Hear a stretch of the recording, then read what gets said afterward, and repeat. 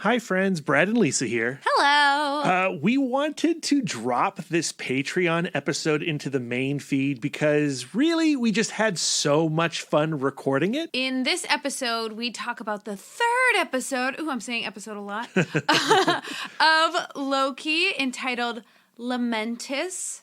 And we think it's a pretty phenomenal and monumental episode in a Disney series, don't you? Yeah, I mean, I love this show, and I do think that this episode in particular speaks to what we talk about a lot on our main feed episodes anyway. This is a relationship episode, but guys, if you haven't watched it yet, you need to do so because, spoiler warning, we're going to talk about it all. Oh yeah, we get in there. We get specific. You'll also hear that unlike our main feed episodes, our Patreon episodes are a little casual. Yeah, very casual. They're a little loosey-goosey.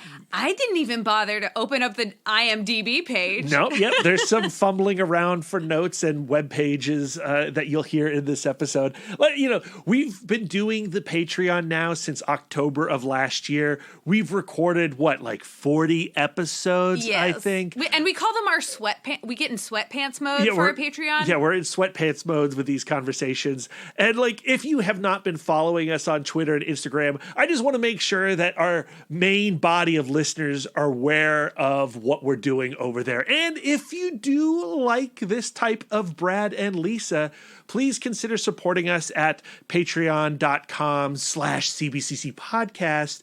And even if you don't want to fork over the $1 to listen to these types of episodes, we have unlocked several other episodes that are free to listen, like our Rocketeer conversation. That's right. Because that movie just celebrated its 30th anniversary, and that's a rad film, and everyone should listen to that rad conversation that we had around it. It's one of my personal favorites.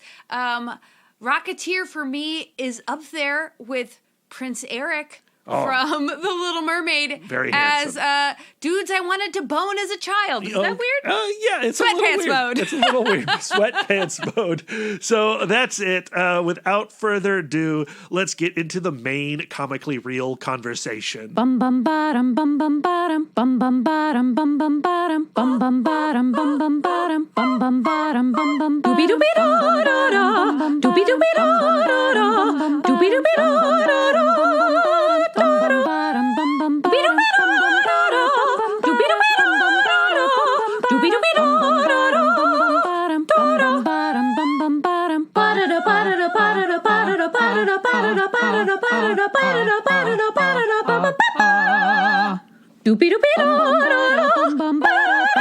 Hello, friends. Welcome back to another episode of Comically Real, Loki, Episode 3, Lamentis.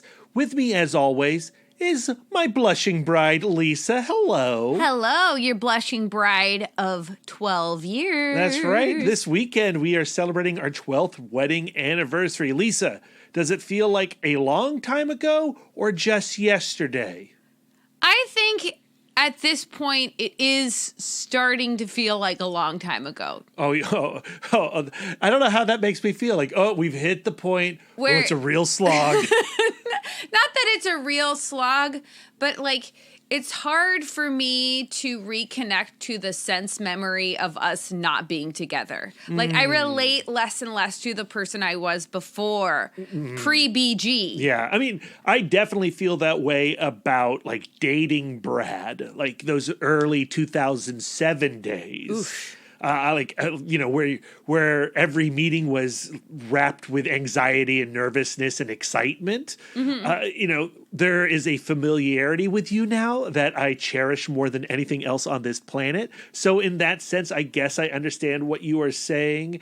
Although, I can see my wedding day, our wedding day, like it was yesterday. Oh, see, I feel like we experienced our actual wedding day very differently. Oh, yes, of course. Because for one thing, as a musician, I've attended many weddings. Because that was my home parish that we got married in. Yeah. I experienced many weddings in that space Right. that were all terribly similar to our wedding. Just I was standing in a slightly different place. Yeah, and I had never been in that building at all, so it felt very special. And then, like, to me, if I could go back and do our wedding again, I wish I could have been a little bit more emotionally present for it, because, like, you know, having a performer background, my wedding just felt like just another show in a lot of ways. I definitely agree about the ceremony itself, because it was, you know, for me, not growing up Catholic, being in a Catholic wedding suddenly, it felt very alien to me. And so I just wanted to make sure that I was doing all the steps in the right way. You guys, he was so stiff. And, like, to the point where, like, I would try to sweetly hold his hands because I'm staying in character. Right. I'm a newlywed. Right. And he's like, no, do not hold my hand in church. So the ceremony itself, I agree that I wish I could go back in time and be more present in the moment. But once the ceremony was over, like once the reception happened, once the party happened, once we had our first dance, then it was like rock and roll. Like I loved our wedding party. Our reception was super fun. You know, we're biased, but I think that's the best reception I've ever attended. Oh, I mean, I think we would have to ask our guests. Well, sure. From my point of view, it was great. It was better than any other wedding reception. It was super Brad and Lisa. Yeah, our first dance was to the William Shatner cover of Common People. That's right. Produced by Ben Folds. Yeah. And we rocked it out. My dance with my father was to I'm a Believer from the Monkees, obviously. Yeah. And didn't Rainbow Connection get played at some point too during the early dances? I don't recall that. That would make me cry buckets. That's I feel for like sure. There was a Cry Buckets song. And I thought that was my encore at my graduate recital. Oh, maybe that's what I'm thinking about. The world is a stage, my friends. Yeah, days start to blend together after 12 years, I guess. But I'm a sentimental fool. I love taking time, having a day, like our anniversary day, the 27th of June, and making that a Brad and Lisa day. So I'm very excited to party again. Me too. And we're doing something a little new. We're in lockdown. Lisa got me obsessed with cooking shows, Top Chef, competition all shows that. in particular. Yeah, cooking competition shows. And I became obsessed with Chopped. Lisa became obsessed with Chopped. And Lisa suggested to me, what would be a great anniversary? What if we performed Chop on our own? Where me, Brad, goes to the grocery store and selects 3 mystery baskets. It's 4 mystery basket ingredients, technically. Well, no. 4 mystery basket ingredients for 3 mystery baskets. I just don't want you to mess it up. No, I'm not going to. So we're going to do an appetizer, an entree, and a dessert. And in each mystery basket will be 4 items that Lisa doesn't know about that she will then have to incorporate into preparation of the meal, of appetizer, entree, or dessert. I am super excited. I have been, since I came up with this idea, I have been planning mentally for it. But in this past week, I have been building my pantry. Like, what do I want in my pantry so that I feel like I can swerve at any given time, but still not like be paralyzed by having all of the options in the world. Lisa has filled up a notebook. I have so I'm not doing it within a time limit because I've never been a line chef. And so I'm trying to keep all of the preparations in around an hour. I'm not going to do anything that's going to take the rest of the day, but I don't want to accidentally chop my finger off, which happens quite a bit to the professional chefs on Chopped. And also we're doing it at your parents' house. So we don't want to intrude too much on their time and space. We've told them that they're going to be judges. And they were like, no, thank you. They didn't like that idea. They did.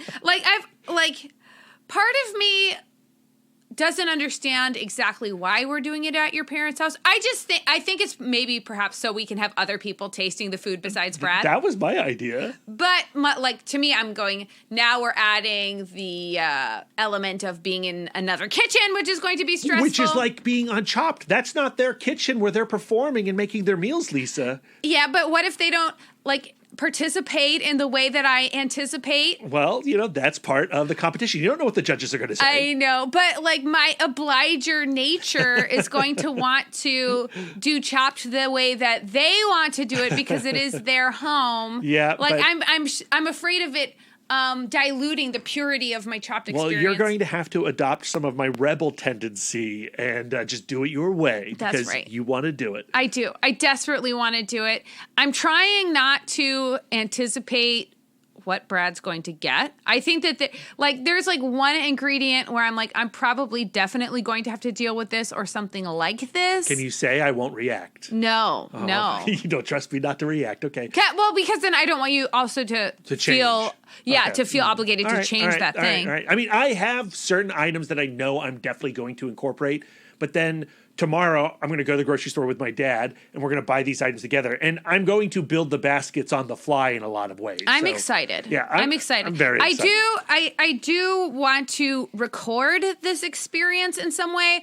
I don't know, you guys, I don't want to get your hopes up or anything like that there's going to be some kind of yeah, but we're going to try to capture it a little bit and put it in the Patreon feed. Yeah, and to some degree. But I don't want to get you guys' hopes up because really I just want to do it. I think it's going to be so fun. It's going to be a blast, and I think it's going to be a very unique anniversary. Last year we didn't really do anything because lockdown. Yeah, I think we just ordered Thai food, which was we delicious. Were doing every other week anyway. But it was still good. It was still good. We still enjoyed our anniversary. But okay. Lisa, I think we've celebrated ourselves enough in this opening banter. Why start a podcast if you're not going to just constantly be building yourself up? That's right. But I do want to get to Loki, as all our listeners want us to get to Loki, because this episode, Lamentis, episode 3, is easily my favorite of the 3 episodes so far. And I mean, I can now officially state, without a doubt, this is my favorite MCU show. I loved WandaVision, Lisa, but the consistency of these 3 episodes, I think, is even better than the consistency of WandaVision that we saw at this point in WandaVision. To me, this is if you're thinking of a spectrum of what you expect out of a Marvel television show, I feel like Loki is the perfect meld between WandaVision's out there weirdness and Falcon and Winter Soldier's superhero groundedness. Yeah, and the form, you love that. Yeah, I think that's true. And I like the fact that it really does feel like a chopped up movie. Thus far, every episode has had a beginning, middle, end, a thematic thing. It's not the same as it's not like when you read a comic book and it just ends on a cliffhanger and you're not satisfied. I'm satisfied by every episode, but it still feels a little bit more.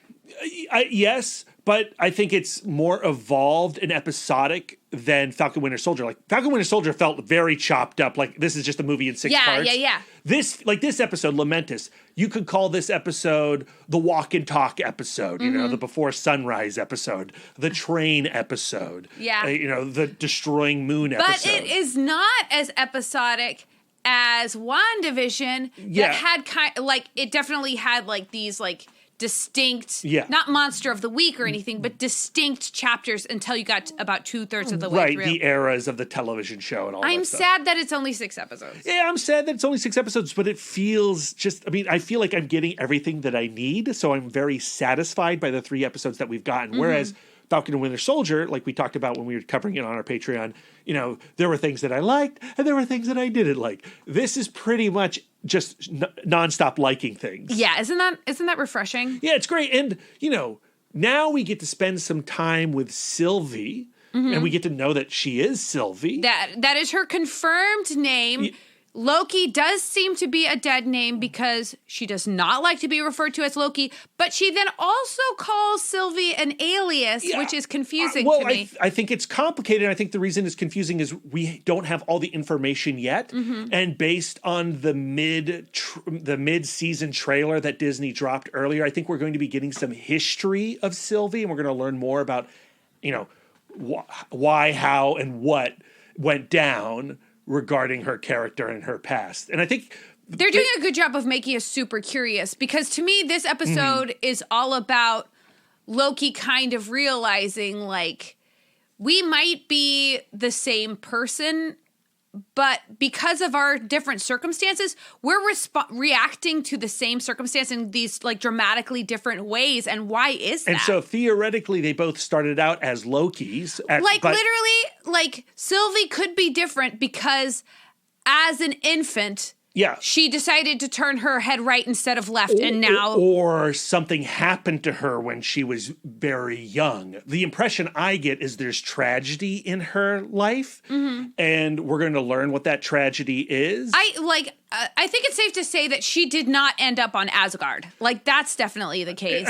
Or not with the parents that he had. Exactly, because you have that conversation on the train between the two, and she says, she's curious about his experience with his mother, and, she seems wistful and sorrowful when he is talking about Freya. And, I think even Loki is a little surprised by the emotions that he has experienced as he's talking about his mom. But when he then says, well, like, who is your mom? What's your mom like? She says that line, well, I barely remember her. It's like blips of a dream, right? Yeah. And so I feel like she was removed from that adopted family early on in her childhood when she became a variant. Or maybe her frost giant family. Yeah, right. We don't know. Yeah. But we don't know, but I do think at some point she had connection to Odin and Freya because she knows about adopted parents. Right? Yeah, but adoptive parents can be anybody. Yes, but again, what I'm inferring based on that scene is she has emotions attached to Freya. Okay. That's what I feel like. Okay. To me, I go... It could be anything. That, as an infant, during this conflict between the Asgardians and the Frost Giants... She chose to turn her head a different way, and then maybe she was picked up by a lowlier Asgardian family. Or perhaps. A variant of some kind. Variant of some kind. Yeah, there was some kind of, variant influence. Yeah, I'm very excited. They're doing a great job of making us curious, that's for sure. Yes, and I think that the actor, Stephanie DeMatteo, let me look it up real quick. I don't even have, my computer's completely asleep. I'm going to be referring to no characters or actors by their names. Sophia Di Martino. As Sylvie, I think she is phenomenal in this episode, as is Tom Hiddleston. He's killing it. In that conversation when he pulls the quill and paper out of thin air just so he can mock her, he is funny, he is angry, he is confused, he is righteous. Like the whole range of emotional experience goes on at that table, and it's awing to watch. I think that he's trying to ply her to be more vulnerable by being vulnerable himself. He's like, I'm willing to go there emotionally, so will you meet me halfway and tell me about yourself? Like they're on an awkward first date. And there is this odd chemistry between them where I'm like, why do I want to see these two kiss? Well, yeah, we talked about it a little bit the other day, but if Loki was going to fall in love with anyone, it would be himself, and right? That's not gross, because it's not like they're not siblings. No, and they do. I don't know. It depends on how Sylvie became Sylvie, because do they have the same genetics? I would say that they would have identical genetics. It would be like having an you know, identical relationship twin, but it's not a dynamic. It's a little incestuous. It's a little incestuous, but I think we could talk ourselves into seeing them kiss. Is what I'm implying. There's like a couple of things in that specific conversation that I feel like will come back. So I know that Brad's thing is like, I want to do a stream of consciousness conversation, and But I'm Lisa's like, got I've her got my notes. notes. Yeah, that's fine. So let me go through.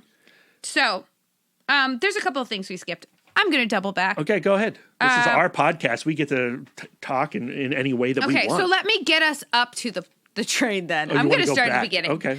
Okay. You don't want to talk about, because we're talking about their incest. I feel like. Okay. I'll go to the train. Jeez. Well, I want to talk about how, you know, Loki trying to pry information out of Sylvie. He says, you know, is there a bow? Yes. I want to get to that too. Okay. So,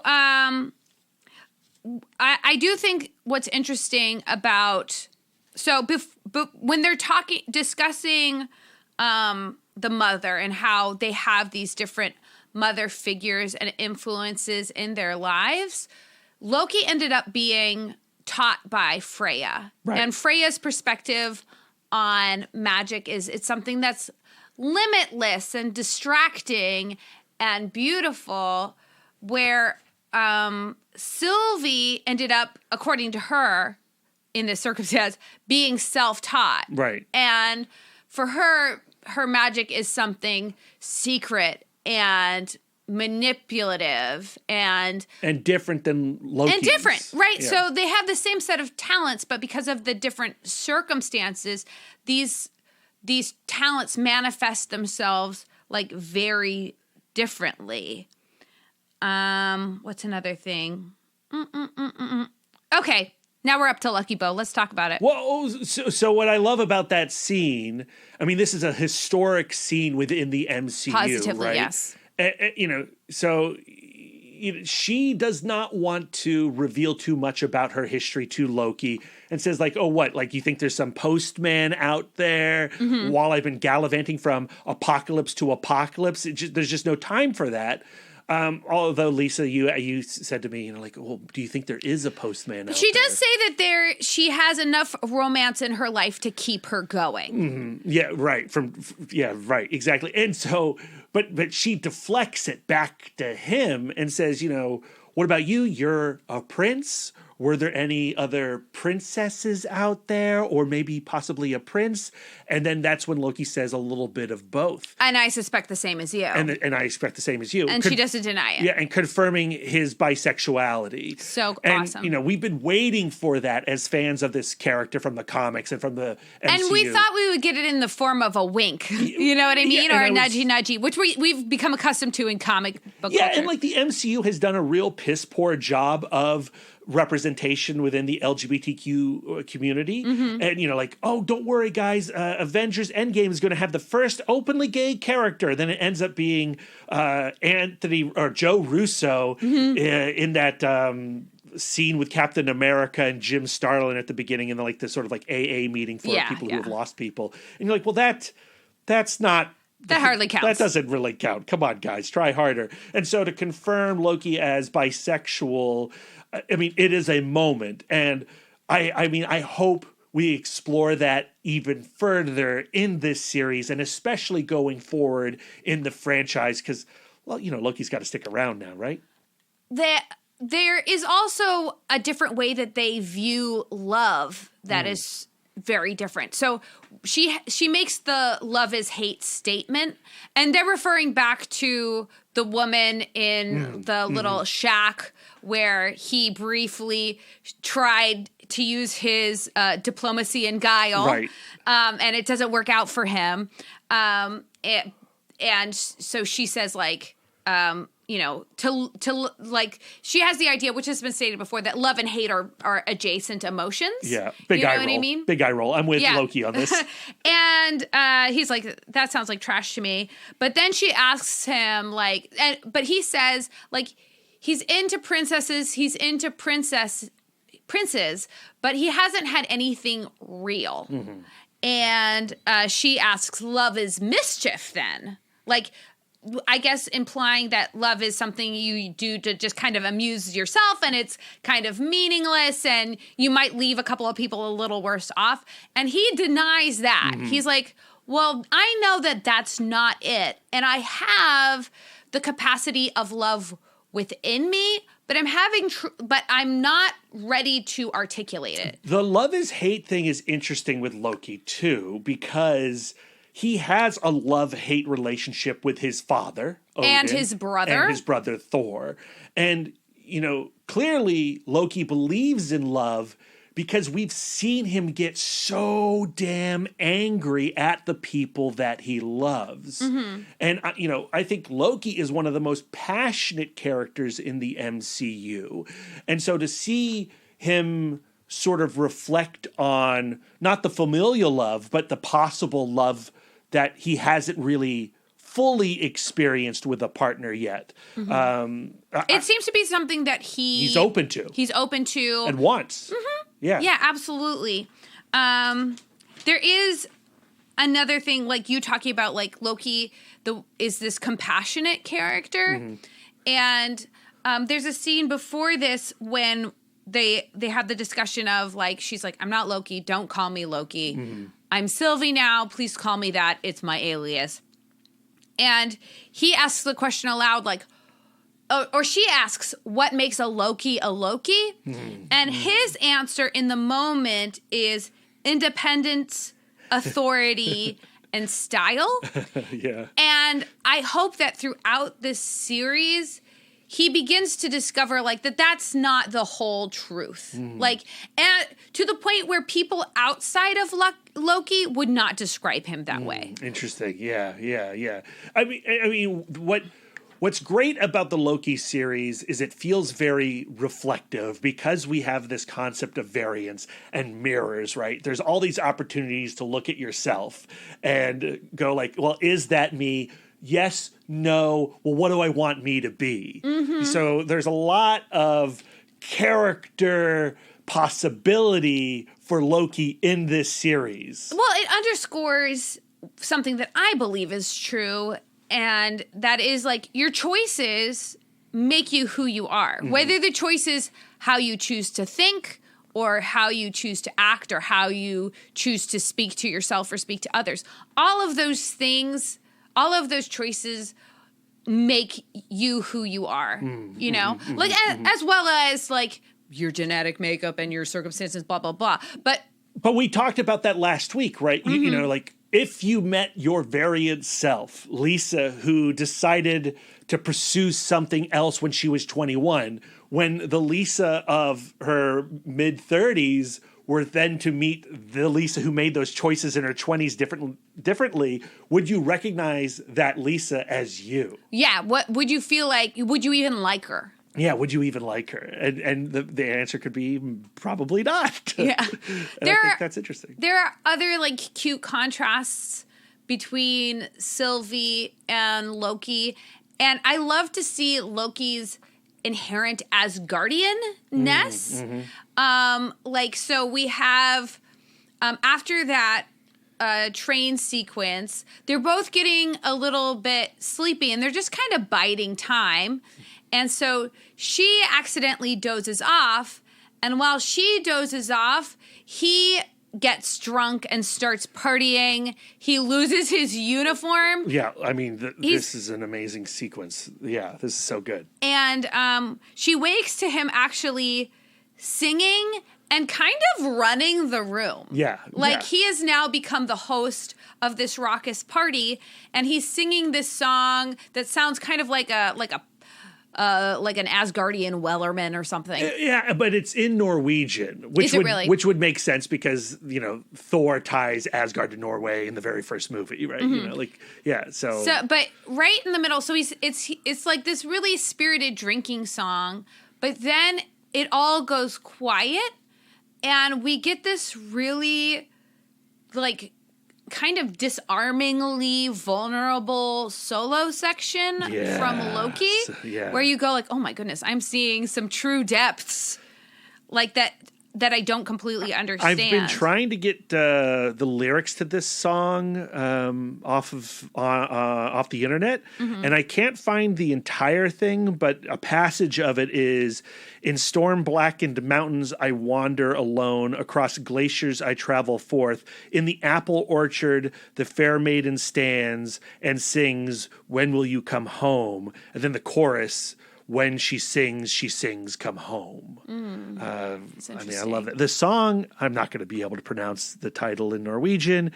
I will just put it in the liner notes of this episode. Putting it in them notes. Yeah. Jeg Saler Min Ganger. Nope, that's not it. But then, like, we see him do what we've seen Thor do before, which is like he finishes a beverage and he breaks it on the ground and he says, "Another." So good. So we get to see his Asgardianness come through. And then when he's feeling more vulnerable, he takes another stab, so to speak, at his definition of love.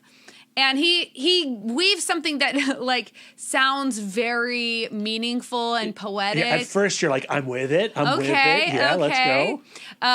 Love is a dagger. Like you can use it from a distance, but you can also use it close up and it'll make the other person bleed, but it'll also make you bleed. And it's pretty and you can see yourself in it.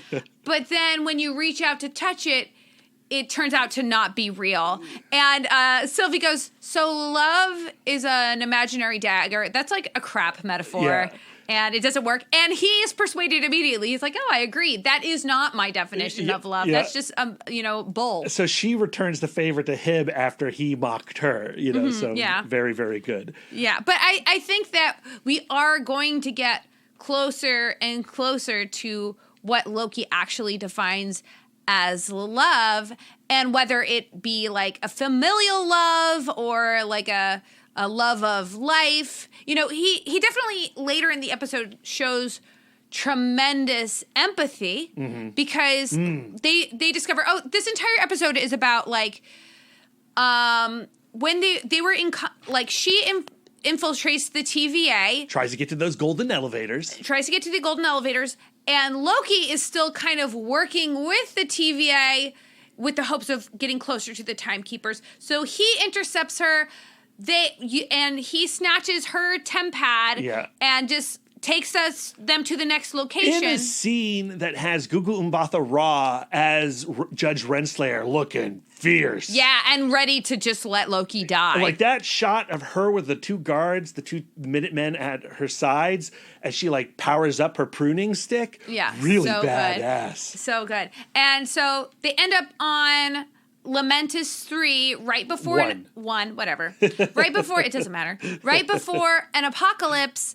And the tempad that they use to travel there is out of batteries. So this entire episode, Loki is trying to hold on to the tempad because he has the power, so that he can have the power. And she is the only one who knows how to charge the tempad. So they end up in this kind of stalemate.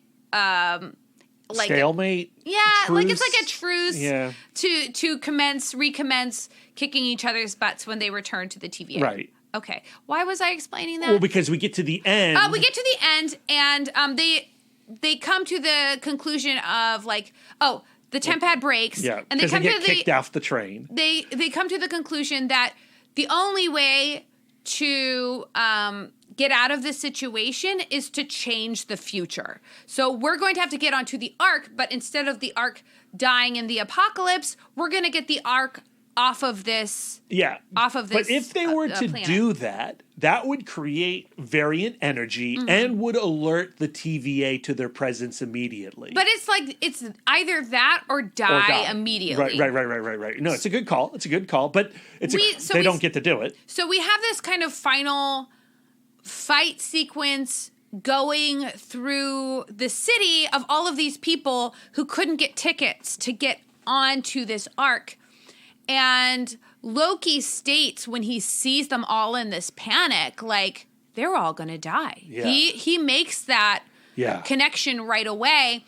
And then we see them kind of fighting through, pushing people off, pushing people aside, trying to get to the Ark. Faux one take. If I was to have any nitpicky thing,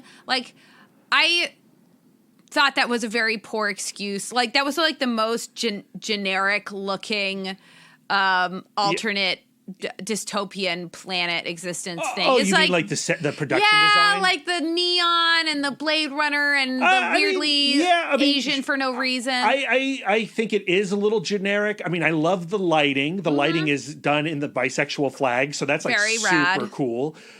To me, it's the faux one shot that really does not it just work. doesn't look good. It reminds me of like when you go to Disney and you're on one of those rides that's like a poor excuse for a roller coaster and a poor excuse for a simulation. Yes. So it's like part green screen and but part not. What's that like haunted roller coaster that's at Busch Gardens? Oh yeah, it feels like that. Yeah, it's like, but it feels weird. But then the episode ends with like all of this chaos.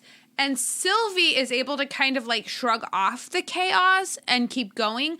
But Loki is just looking around stunned at the humanity of it all. Yeah, I mean, the death. I mean, it's terrifying. But I think what that really speaks to is how long Sylvie has been on her mission. The impression I get is it's been not years, not decades, but hundreds of years. And she hasn't had the luxury of compassion. Yeah, I mean, yeah, she shed that if she had it at all, really. It does beg the question why she was so seemingly surprised when she arrived at the TVA and could not do magic. Like, so she has never been there before? That's surprising to me. But I guess that just is what it is. But I mean, she's become really good at evading them. You know, so I guess like going to the TVA, the only way she would go to the TVA was on her own terms rather than being captured and having to break out, I guess. Well, here's the question, right? So when Loki broke free from his timeline, when he created the Nexus event during Avengers Endgame and he took the Space Stone and went off to Mongolia, the Minutemen were on him lickety-split, right? And then they hauled him off to the DMV. So how come that never happened to Sylvie? Yeah, that's what I'm saying, because she's so good at evading them. But if she was taken as a child, that's true. You know, so I feel like we now know also that there is some deeper darkness to the TVA. Right. So we learn in this episode, Sylvie informs Loki that the TVA agents, like Mobius, are variants themselves. Yeah, the episode opens with her talking to, what's the actress's name? Her name is like Sophia. Sasha Lane from Hellboy. Yeah, Sasha Lane, who was her, now that you've completed one sentence, I'm just going to forget all of my words. She was the captive from like the first or second episode. Yes. And so Sylvie... So the episode opens with Sylvie and Sasha Lane in like a bar sharing margaritas. Which looks like contemporary time, like our time, the 2020s. And, but quickly we realize that Sylvie is trying to ply Sasha Lane for answers under this guise that they're like old friends. Yeah, enchantment. And Loki, and so she tells this to Loki, and Loki is like, well, she's not supposed to have memories from before she was in the TVA.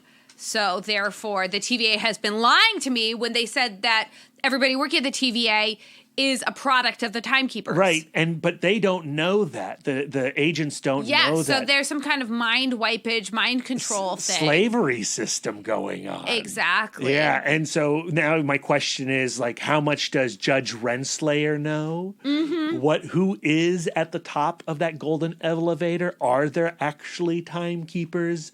Is there Kang the Conqueror up there? We shall Somebody see. else, possibly? From that same scene...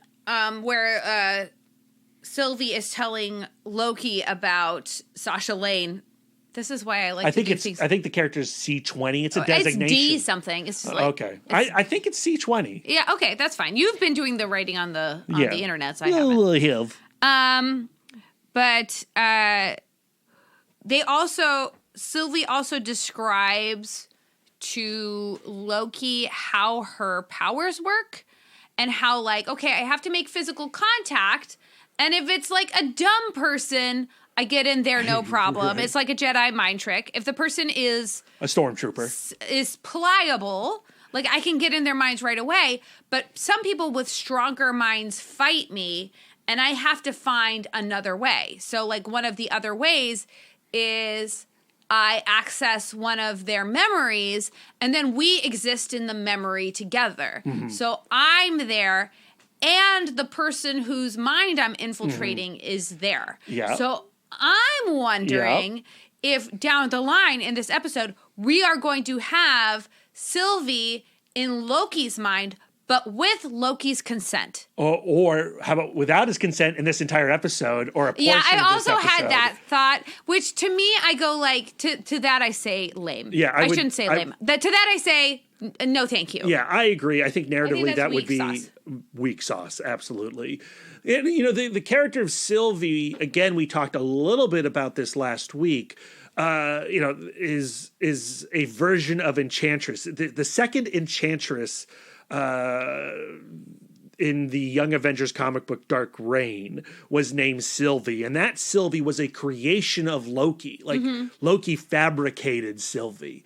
And that does not seem to be the case here. So I think they're just sort of taking, you know, what they want from the Enchantress and Sylvie of the comic books and applying it to their variant stuff. Which is par for the course. I don't know. There might be something else going on when we see her history and exactly where this Sylvie came from. And if she has a relationship, like, why does she not want to be called Loki? Like, has she met other Lokis?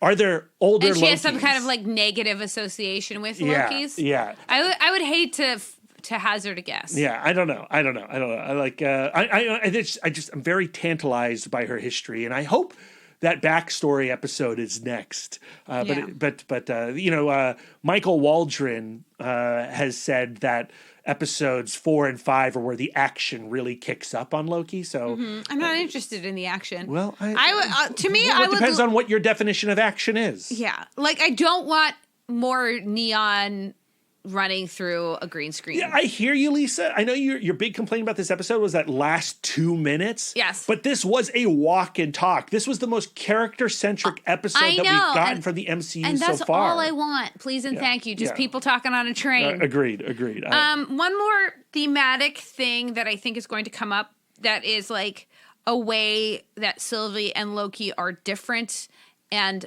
maybe a way that we will see them maybe trade places or come to some kind of agreement is the line, brutal force is no substitute for diplomacy. Where like Loki is less likely to get physical. He doesn't want to do a long walk. You know what I mean? He wants to avoid hurting his beautiful mug at all costs. And Sylvie is much more like, okay, like, I don't have to beat you up. Me beating you up is really up to you. You know what I mean? Where it's just like, I never shrink from a fight, you know? I would love to have Loki teach Sylvie to value life a little bit more. And I would love Sylvie to teach Loki that sometimes it's okay to be straightforward with what you think and feel and say. Yeah, you don't have to guard everything. I think that those two characters have a lot to say to each other, and them kissing is just like masturbation, and masturbation is not wrong. It's a beautiful thing, and it's part of a healthy sexual relationship with yourself. If they take it to that arena, they're not going to. I'll be surprised. I think too many people would be grossed out by it. I don't know.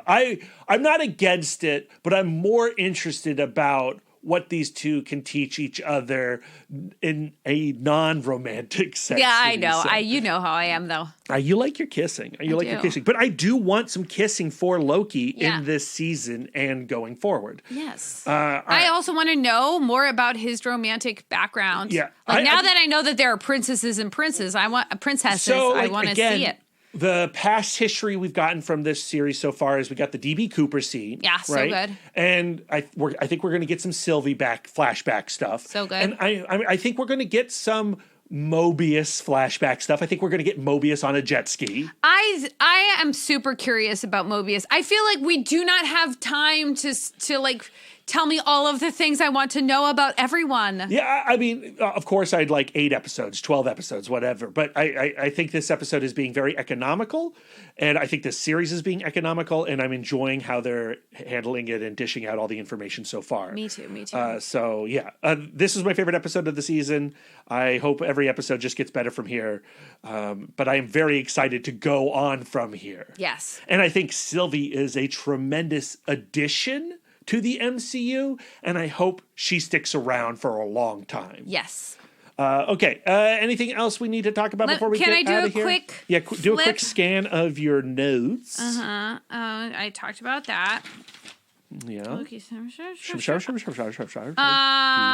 think I covered it. Okay. I think I covered it. Different circumstances lead to different skills / magic. Yes. Okay. We did it. We covered it all. All right. That is what Brad and Lisa thought about Loki episode 3, Lamentis.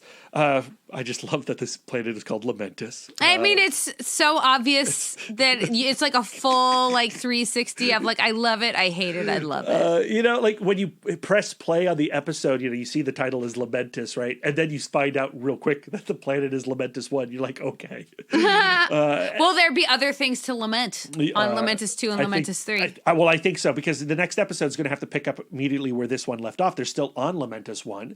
And I would imagine a good strategy for getting off is to find some way to create some variant energy and bring in the TVA. Well, now everybody on the Ark is going to be a variant. The Ark got destroyed. There is no. I'm saying the only way for them to get out of the circumstance is to create a circumstance where the Ark leaves. No, the Ark got blown up. We see the Ark blow up at the end of this episode. Oh, balls. So they have to create some variant energy to get the TVA in to get them out of here. I see. How they're going to do that without the Ark? I don't know. Yeah, you were so upset during that action scene. You were so scoffed at the action scene. I had a hard time following it, to tell you the truth. But that episode ends. And while it's a funky, not my favorite action scene, that final image I think of Loki is looking up at the sky and Sylvie turning her back on it is great. And I love leaving this episode with Loki in his pieces of his TVA costume. This is the look I like for Loki. It's pathetic and interesting. I'm way into it. Yeah. But he's probably going to get some new clothes soon. Okay. All right, so that's going to do it. We will be back next week with episode 4. Guys, if you're not watching The Bad Batch on Disney Plus, I'm not. Like Lisa, you're missing out, because this latest episode with Cad Bane was unbelievably rad. Fennec Shand from The Mandalorian has popped up, Lisa. There's some really interesting implications regarding the Rise of Skywalker and the recent sequels, Lisa. No, she's giving me a big old frown. I'm loving The Bad Batch. I'd love to do a comically real about The Bad Batch, but Lisa's never going to let that happen. So I would let that happen. I'm going to oblige her. Yeah. If you want me to watch them, I will. Maybe I do. But then we got to I will certainly do it for if any of our listeners. Yeah. Give any F's about Star Wars. I don't think we have a single patron anyway that is into The Bad Batch. We might have some Bad Batchers on the main feed, and if we do, I want to hear from them. Okay. I want to hear from anybody who likes The Bad Batch. Just come chat to @mouthdork on Twitter. I want to talk to you about it. But then also we're going to hopefully put something together for our anniversary, our Chopped experiment for this Patreon feed.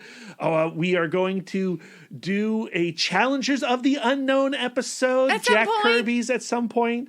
And we've got Fantastic Four, the final episode coming up, talking about the entire Matt Fraction although it's not really all Matt Fraction as it turns out, run of Fantastic Four. That's going to be our next main feed episode. And then we are going to do a proper Loki and Loki episode talking about Kieran Gillen's journey into mystery series.